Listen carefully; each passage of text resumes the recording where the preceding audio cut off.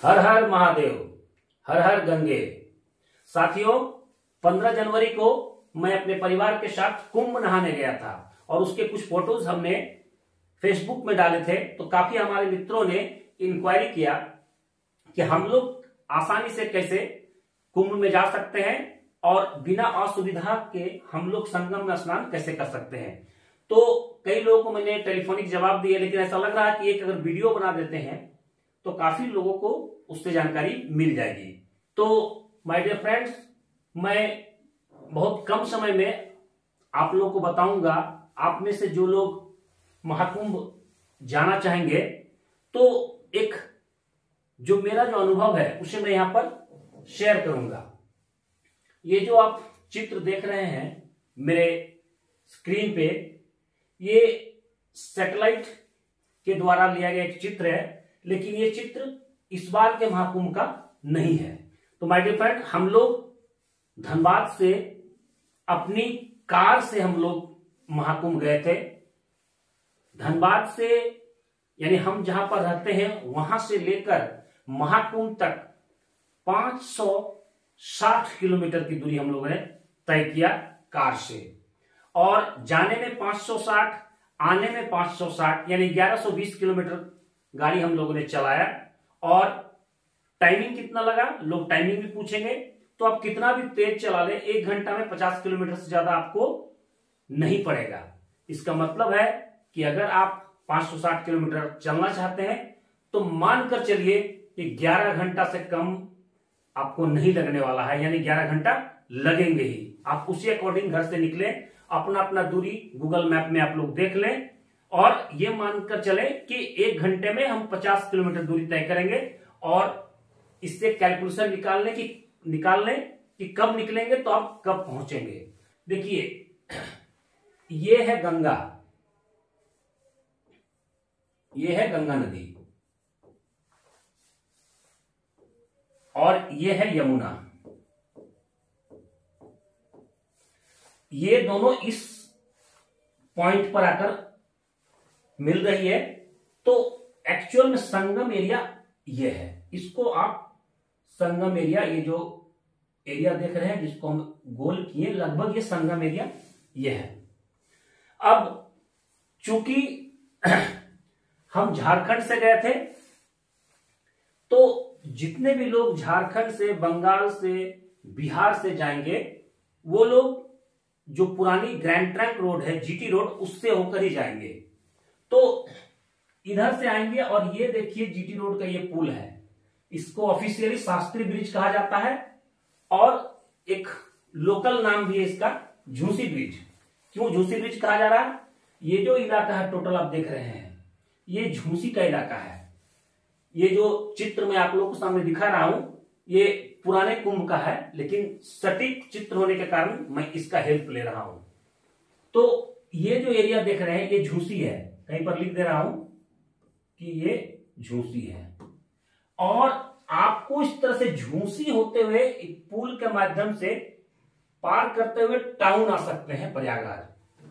अगर आप कार से आते हैं तो इस ब्रिज को पार करते हैं, और अगर यदि ट्रेन से आते हैं तो यहां पर रेलवे का दोनों पुल है, इससे आप टाउन आते हैं। टाउन अगर आ जाते हैं तो फिर टाउन से आपको संगम अलग से आना होगा। बस यही एक चीज है, इसको समझना है कि टाउन आने से फिर काफी लंबा दूरी, काफी ट्रैफिक को तय करते हुए आपको संगम तक आना होगा। और यही कारण है कि लोग कह रहे हैं कि काफी पैदल चलना पड़ रहा है। पैदल चलने से अगर बचना चाहते हैं, अगर अपनी कार से या अपने साधन से आप जा रहे हैं या बसेस से अगर जा रहे हैं, मान लीजिए बहुत सारे लोग बस लेकर एक साथ 50 लोग, 60 लोग लेकर जा रहे हैं, मैं उनको सलाह दूंगा कि आप लोग ये जो शास्त्री ब्रिज या झूसी ब्रिज है इसको चढ़कर पार ना करें।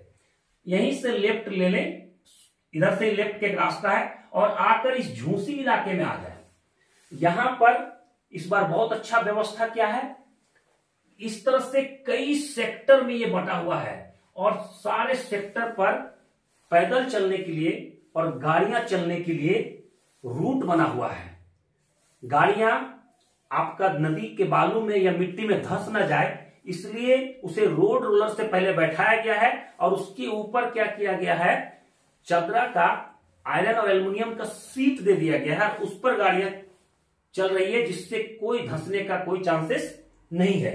और इस बार का जो टेंट सिटी है वही झूसी इलाके में ही है। दूसरी चीज, साधु संतों का जो अखाड़ा है, सारे अखाड़े इसी एरिया में है, जहां पर लंबे लंबे पताके या धर्म ध्वजा लहरा रहे हैं। तो बहुत अच्छा होगा कि प्राइवेट गाड़ी से आने वाले इस रूट को पार ना करें, उतर जाएं। उतरने के बाद कई जगहों पे पार्किंग की व्यवस्था है। यहाँ ये छोटा इलाका दिख रहा है, लेकिन यहां से यहां कम से कम 4 किलोमीटर माय डियर। ये जो नदी का जो किनारा है, समझ लीजिए कम से कम 4 किलोमीटर है ये। तो इन सब एरिया में कई जगहों पर पार्किंग की व्यवस्था है माय डियर। लेकिन अगर आप पार्किंग यहां ना करें तो भी, अगर आप अमृत स्नान में जा रहे हैं तब तो ये सब जगह में भी आपको दिक्कत है। एक दिन पहले पहुंचना होगा और एक दिन बाद निकलना होगा। लेकिन अगर अमृत स्नान के अलावा आप नॉन अमृत स्नान में अगर पहुंच रहे हैं, जो स्पेशल डे नहीं है, तो समझ लीजिए कि आपको इधर भी पार्किंग नहीं करना है।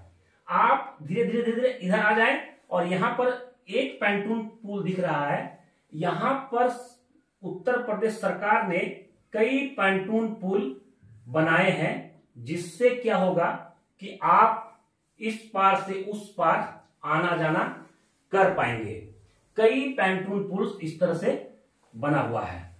इसमें सबसे अच्छी बात क्या है कि एक पुल में अगर लोग आ रहे हैं तो इसमें जा रहे हैं, इसमें अगर आ रहे हैं तो इसमें जा रहे हैं। इससे भीड़ मैनेज हो रहा है। न केवल पैंटून पुल से लोग पैदल आ रहे हैं, उस पर गाड़ियां भी चल रही है। तो माय डियर फ्रेंड, आप लोग गाड़ी लेकर वहीं से नजर कीजिए कि कौन से पैंटून पुल से लोग जा रहे हैं, उसमें चढ़ जाइए और इस एरिया में चले आइए, संगम एरिया में चले आइए। इधर आने के बाद जब आप लेफ्ट लेंगे तो इन इलाकों में बड़े बड़े पार्किंग है। ये जो इलाका दिखाई दे रहा है, बड़े बड़े पार्किंग है, जहां पर आपको थोड़ा सा डोनेशन देकर गाड़ी को पार्क करना है। और पार्क करने के बाद ये जो एरिया है मुश्किल से ½ किलोमीटर है, यानी जहां लोग 10-10 किलोमीटर चलने की बात कर रहे हैं, आप आधा किलोमीटर चल के संगम में स्नान कर सकते हैं। गाड़ी यहां तक लाने का एक और फायदा है, आपके बैग वगैरह गाड़ी में रखा जा सकता है। जो भी आपकी जरूरी चीजें हैं गाड़ी पे रखा जा सकता है। और बाद में स्नान के बाद जो भीग जाएगा कपड़ा, उसको भी आप फिर गाड़ी में रख सकते हैं और फिर मेला घूम सकते हैं। तो गाड़ी यहां तक आ सकता है।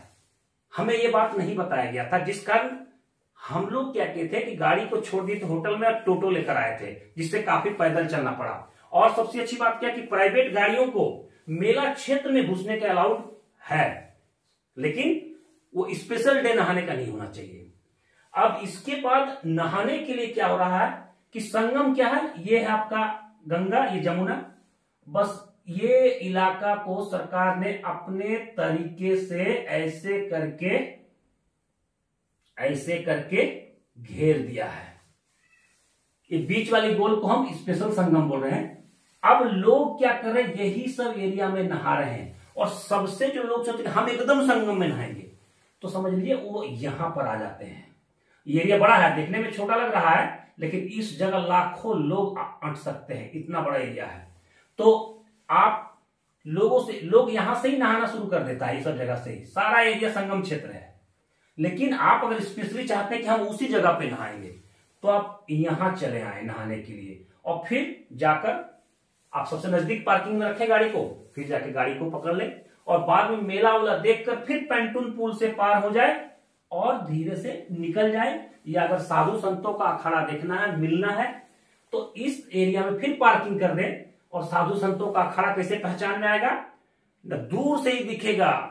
100 फीट, 125 फीट, 150 फीट के पताका लहरा रहे हैं। वो धर्म ध्वजा देखिए, समझ लीजिए वही साधु संतों का अखाड़ा है। जैसे जाएंगे कहीं पर निरंजनी अखाड़ा लिखा हुआ है, कहीं पर जूना अखाड़ा लिखा हुआ है, और सारे अखाड़े लिखे हुए हैं। आपको अंदर जाने के लिए कोई परेशानी नहीं है। कोई डाउट होगा तो ही आपसे पूछा जाएगा, अंदर आप जा सकते हैं। हाँ, बाबा लोग से भेंट होगा कि नहीं इसकी कोई गारंटी नहीं है। और इन्हीं क्षेत्रों में रात में प्रवचन, कहीं पर भजन, कहीं पर कीर्तन हो रहा है। मेला में कई तरह के कार्यक्रम हो रहे हैं। तो बस यही समझा जाए कि अगर आप संगम में आना चाहते हैं और नहाना चाहते हैं, इधर के लोग जो झारखंड, बिहार, बंगाल से जा रहे हैं और प्राइवेट गाड़ी है तो बस इन्हीं एरिया में या तो पार्किंग कर दे या गाड़ी कोई उठा के इधर ले आए। लेकिन बस अगर है तो आपको नहीं आने देगा, बस को इधर ही पार्किंग करना होगा। लेकिन अगर आप इधर आ जाते हैं तो फिर काफी समय लगेगा आपको। रही बात होटल्स की, तो फिर सारे होटल्स लगभग इस साइड ही है, मतलब जिसको आप कह सकते हैं प्रयागराज या पुराना इलाहाबाद। आप इधर होटल में है तो होटल से यहां की दूरी कम से कम 10 किलोमीटर, 12 किलोमीटर, कहीं कहीं 14 किलोमीटर है। और अगर प्राइवेट गाड़ी से आते भी है तो भी कम से कम 4 किलोमीटर, 3 किलोमीटर पहले उतार देगा, आपको धीरे धीरे पैदल आना पड़ेगा। और जिनको नाव की सवारी करना है उसके लिए एक स्पेशल और बात क्या है कि ये दोनों नदी टकराने के कारण एक ऐसा एरिया भी बना है, इस तरह से लगभग ये गोल ही है, जहां पर ताज्जुब की बात है कि चारों ओर से नौका तो चल सकता है लेकिन यहां नौका चलने लायक पानी नहीं है। यहां पर लोग का एक कमर पानी में नहा पा रहा है। देखिए नदी के बीच में ये एरिया है। इस एरिया को क्या किया है, घेर के बहुत सारे लोग यहां पे चौकी वगैरह लगा दिया है।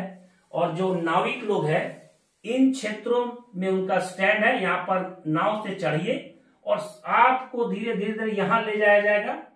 और यहां ले जाने के बाद आपको इस ये सब में हर कुछ कहीं कहीं चौकी बनी हुई है, उसमें आप चढ़िए और उतर के नहाइए, कपड़ा चेंज कीजिए, फिर नाव आपको ले आएगा।